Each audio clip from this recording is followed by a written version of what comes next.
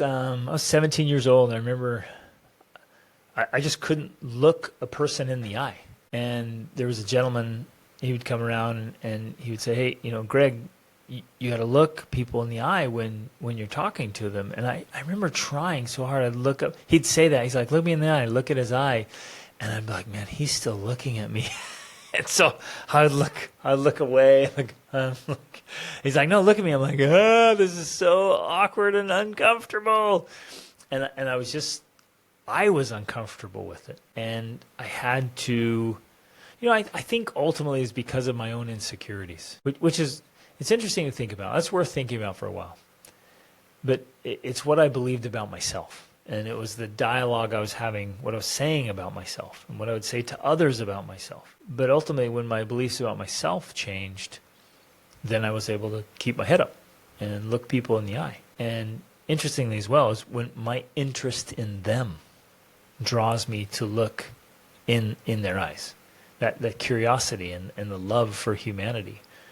So when I was able to overcome my own weaknesses and insecurities and fears, then I was able to show up more and be more friendly and more interested in others and start building those friendships. That's what I love to do. I love connecting with human beings all over the world and having meaningful conversations. In fact, ultimately I came to have my own definition for social leadership is to have a meaningful conversation with anyone, anywhere, at any time.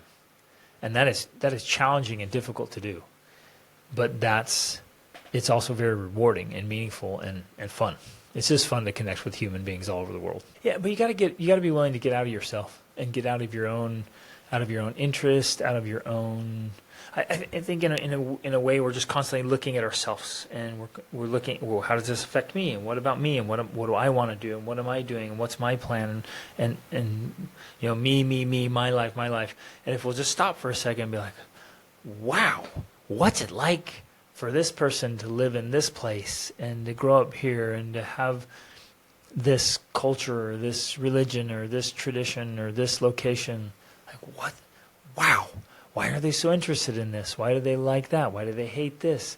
What makes them tick? What makes them think the way they do and believe what they believe? And why are they doing these things? Like, if you just really get interested outwardly, it's fun and it is fascinating.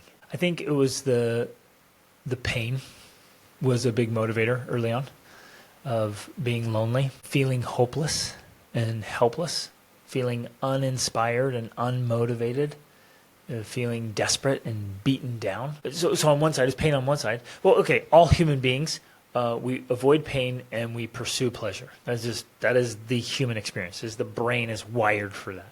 So of course, the pain I experienced in the past drives me to have great relationships and live a great life and have people around me and have nice things around and just live a life that's fun and exciting and engaging and meaningful. And then I'm pursuing the pleasure of good feelings. It feels good to do good. My drive is to be a great force for good in the world. That's what drives me. That's why I do what I do. I want to be a great force for good in the world, starting in my own home.